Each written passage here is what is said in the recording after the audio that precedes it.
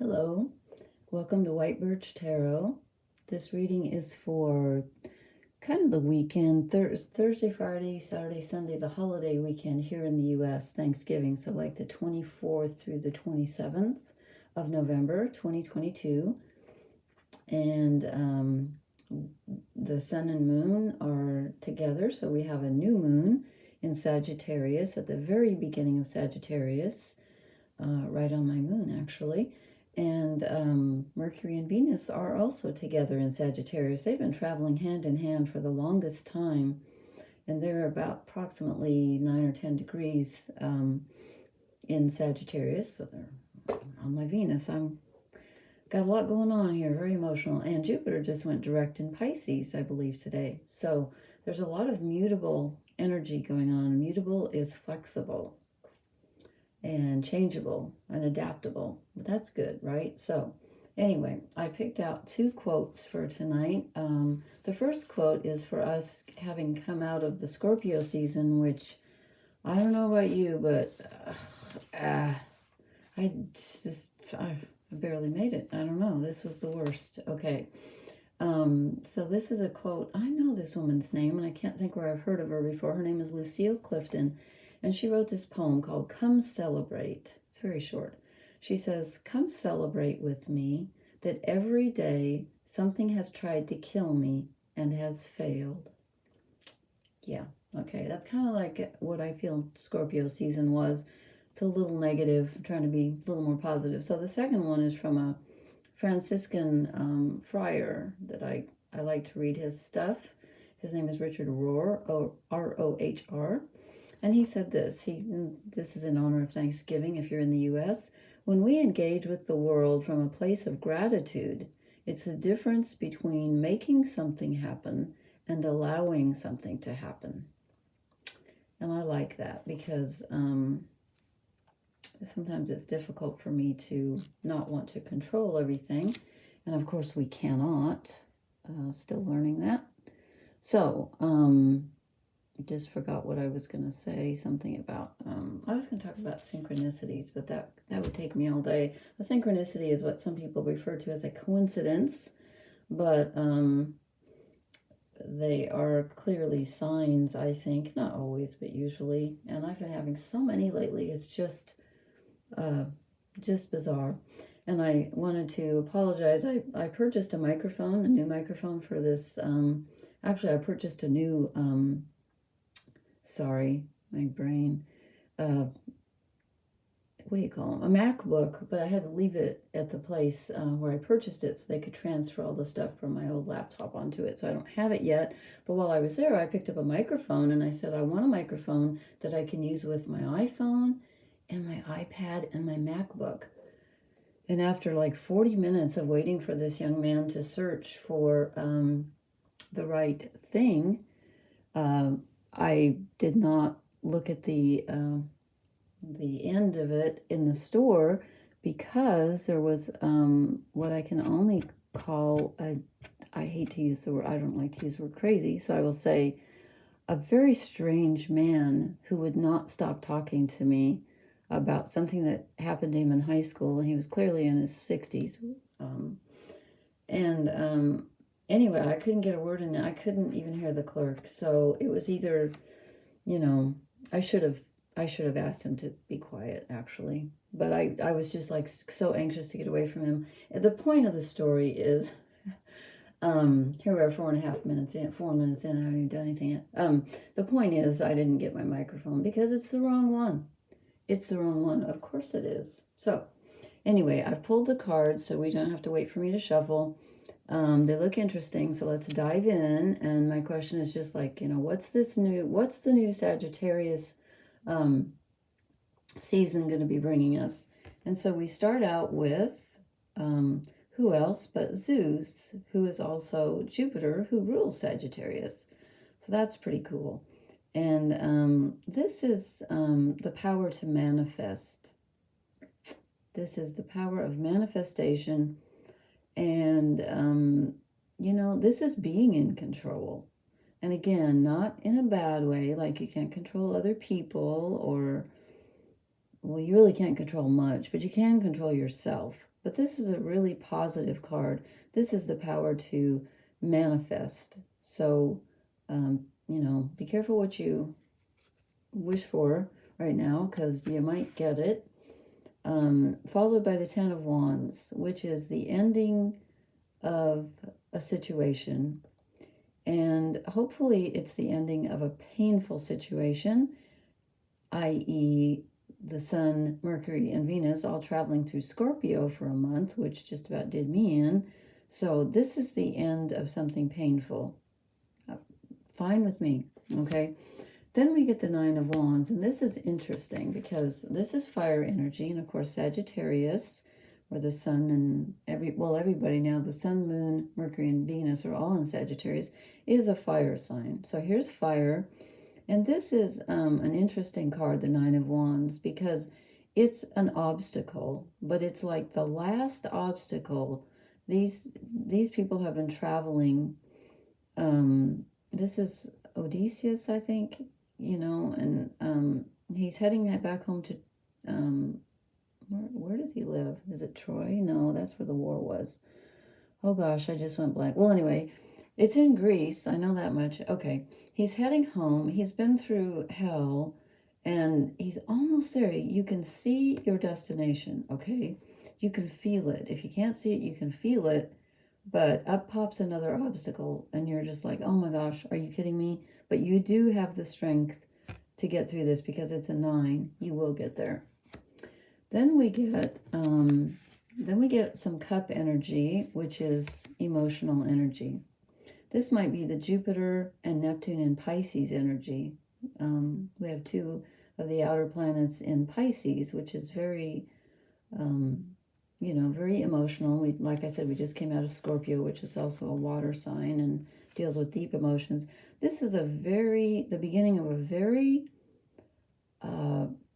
early, new, gentle emotion that needs to be tended with great care, or you could destroy it or lose it. It's a very vulnerable feeling, and it's in the reverse. It's the only card that is in the reverse. So I feel like that's telling me that it's even more vulnerable. Like you are just so worn out that you don't want to step on this new emotion. So if I were you, I feel like it's telling me, be careful who you share your emotions with right now, especially if they're tender. You don't want anybody to, you know, to step on them. So that's what I get from that. Then we start moving into some interesting, more air energy, and we get the Tower, which I always associate with Aquarius energy, because Uranus, because of the lightning bolts, you know, just striking. And it can also be Pluto, but it's also Neptune, because he's coming out. This is Neptune with his, you know, trident. So to me, it's kind of like a combination of Uranus, Neptune, and Pluto. Just comes along, something comes along out of the blue and destroys the old. And this may have been something that has already happened, because I feel like we, since we got the Ten of Swords, we're already trying to let go of something that's old. I feel like this may have been a situation that was very sudden and unexpected, but it's in the past. I don't think it's now. It could be, but for some reason I'm feeling like that's what caused all this other disruption before, but I'm not positive. So we could all be in a different place. Then we get the King of Swords, and this is definitely air energy. So I would say, you know, Aquarius, Libra, Gemini. Mars is in Gemini right now, and he's got the scales in his hands. We got some little Libra going on here. This is ideas, okay? This is the ability to, like the Emperor is the ability to manifest on a physical level, the King of Swords is kind of the ability to have a really good idea and then act on it. So if you come up with an idea, even if it seems a little outlandish or like, wow, could I really do that? Yeah, I think you could. I think you could, because we got the King. And then we get the Hierophant, which also in a strange way is linked with Sagittarius, because this is Chiron, the wounded healer, but he kind of rules, he's got the scroll of wisdom in his hand, so he kind of rules philosophy and knowledge, which the knowledge that heals, okay? And Sagittarius rules the 9th house in your natal chart, which rules knowledge and higher learning and philosophy. So I feel like this is some information coming in. I feel like it is information, since we got, the King of Swords right before it. I believe this is some information coming in that will help us to heal and let go of the previous negative emotional situations we've been moving through during Scorpio season. And then, interestingly, I draw the Two of Cups, which we got the last time, what, four or five nights ago, when I did a reading, and I drew the Two of Cups in the Wild Unknown tarot deck. So here's the Two of Cups again, and this can be a romantic proposal, obviously, but it's a little more complicated than that, because it also rules contractual agreements. And since she's kind of tied on a rock, and is he coming to rescue her? Maybe.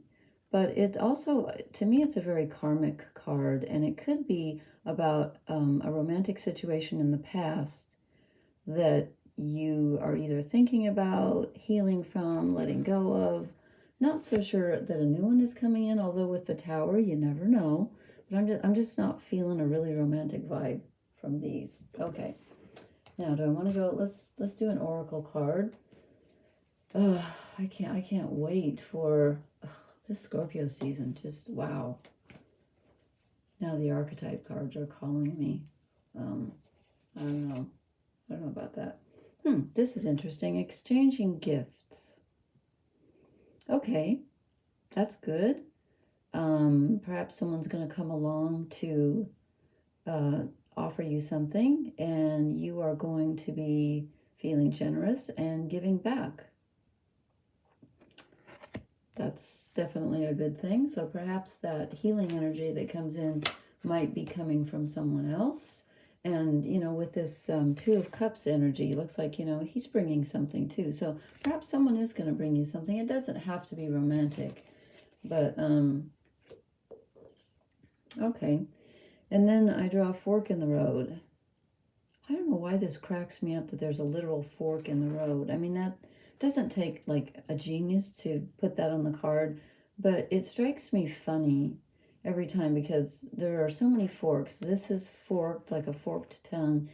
His antlers are forked. The bridle is forked. It's like everything in this, we're all forked up. Pardon me. Couldn't resist. So you may be choosing which way to go right now, and just be careful. Just be careful. I feel like with all that Scorpio energy, we can be really tempted to go backwards. And Sagittarius energy can sometimes, I'm going to draw a fairy card too. Sagittarius energy can also be kind of like overdoing it. Jupiter rules excess. So, this, be careful who you share with. Well, this is interesting. We get the Sorcerer. That adds up to 9. I feel like, what, didn't we just have a 9? Okay, is that 2 27s? Yeah, we got 2 27s. And this, what number is this one? 13. Okay, 2 27s. I'm just interested in that because 9's my favorite number. I love that when you divide, anything by 9, the result is always, if it's 2 digits, it always adds up. Wait, no, or is it I should shut my mouth on math. Okay, if you multiply anything by 9, the result will always add up to 9.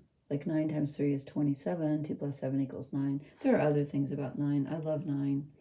The Sorcerer. I'm going to look this up in the book, and while I'm looking that up real quickly, I want to just recommend something to you, except I can't find the name of the video. If you've ever watched Molly McCord, I watch about 3 really good astrologers on YouTube, And she's one of my favorites, and I'm not affiliated with her in any way, or any of them.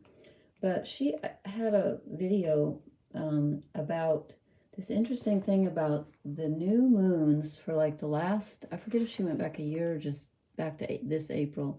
Every time there was a new moon, and once it was a full moon, one of the outer planets either went retrograde or direct on the exact day for like 9 months in a row. I think it skipped May, but it was amazing. So if you can find Molly McCord, she's really, really good. Okay, the Sorcerer is interesting help, true magic.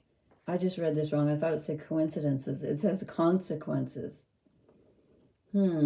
Okay, so here we go with interesting help and true magic. That's manifesting, and that's this help coming in with the Two of Cups, and the Hierophant offering us some healing information, and the new idea coming in. Could even be the Tower, could be, this doesn't have to be, it's usually something being knocked down, but it can also be a revelation that kind of destroys your old way of thinking.